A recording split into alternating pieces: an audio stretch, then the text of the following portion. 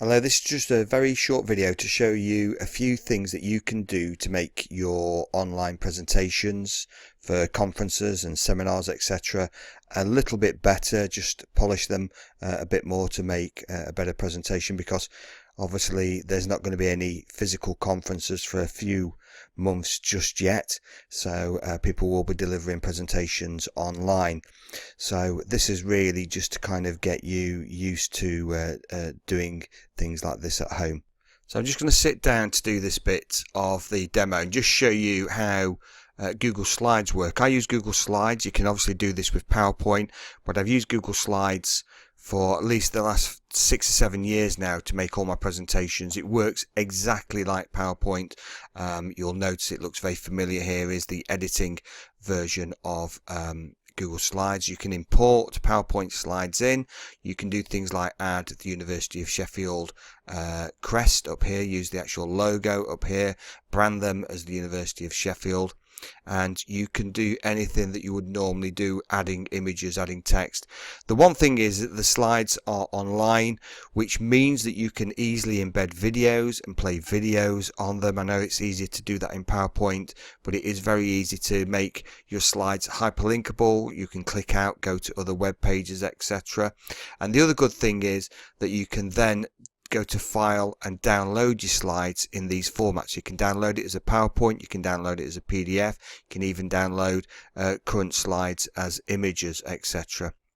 You can also share your slides, which obviously delivering online presentations is very useful, and this means that you can share your slides with people across social media.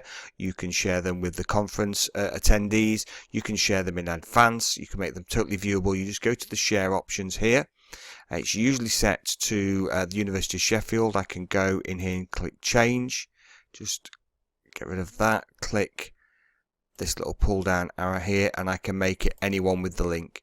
So now I can take that link and I can share it, and people can see those slides as well. So it makes it a lot more usable and shareable. So in this clip here, this is a presentation of a conference presentation I was supposed to give in Brighton in March, but was cancelled due to COVID. So many of the speakers recorded their talks for a virtual conference that was rescheduled. And on here you can see I've got closed captions at the bottom of the screen, which are added on. This is Google Slides that I'm using. I'm using the Google presentation tool, and it picks up my text. Now, it's not going to be 100% accurate. It may lose certain scientific terms if you're talking about a particular topic, but it is pretty good, and it does add an extra sort of dimension to your talk, and it makes it more accessible for people, so they can engage with the presentation that you've recorded. So it's no extra hassle to have on, and you can record it with the screen capture software. I've also got my webcam on, so I'm in the bottom right hand corner there. You'll notice that I'm actually standing, and I do stand when I do various talks and presentations, even at home. It might seem a little bit weird, a bit counterintuitive, but I don't sit down to talk to students or to present at conferences. I would stand. It does add a little bit more dynamism to the actual presentation. I think it does improve it, and it makes your voice a little bit more projected. Also allows me to kind of flap my arms about as I do when I'm waffling on. I've also got a handheld mic in my hand, which I'm lucky to have. I've got a USB handheld mic. It's a very good quality one.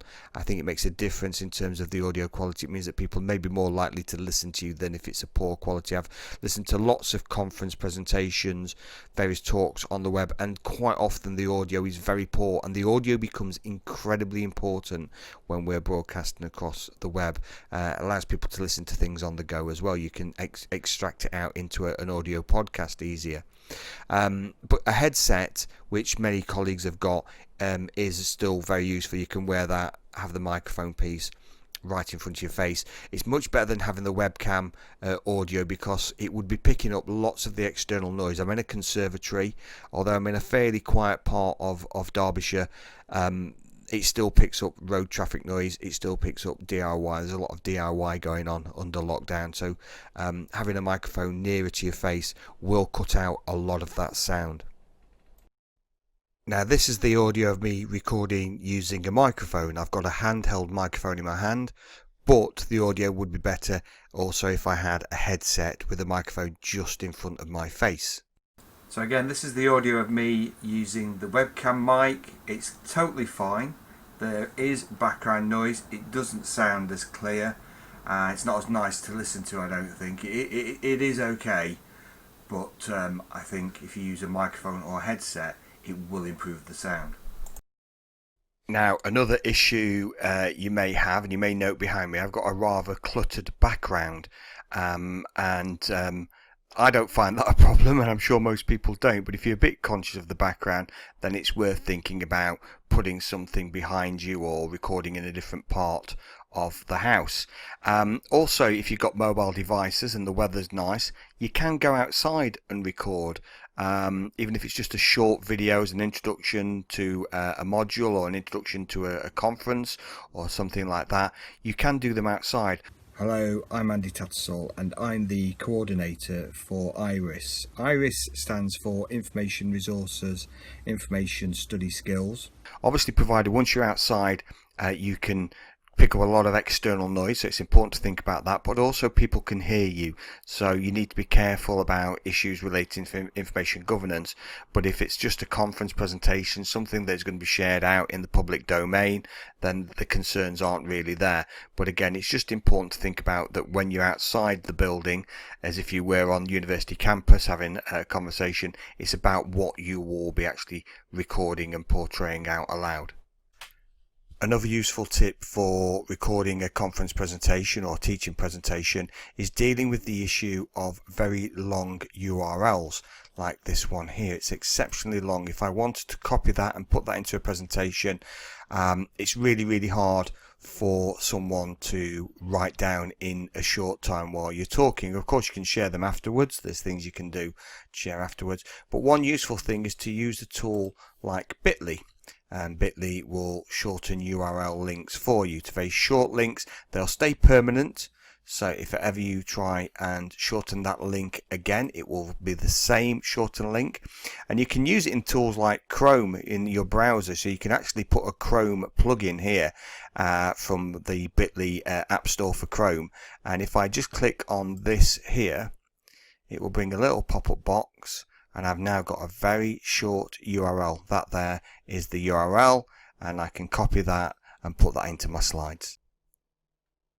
Another thing you can do is you can upload your presentation to platforms like Slideshare, which is a community of presentations. It's hosted by LinkedIn, and it's a good way of kind of creating an archive of your presentations. As long as the presentations you put up, you've got the rights to do so, you're not sharing any sensitive information, and you're not breaking any copyright rules, and that you're attributing content. It takes 5 minutes to set up a Slideshare account, and it takes about 5 minutes to upload your presentation.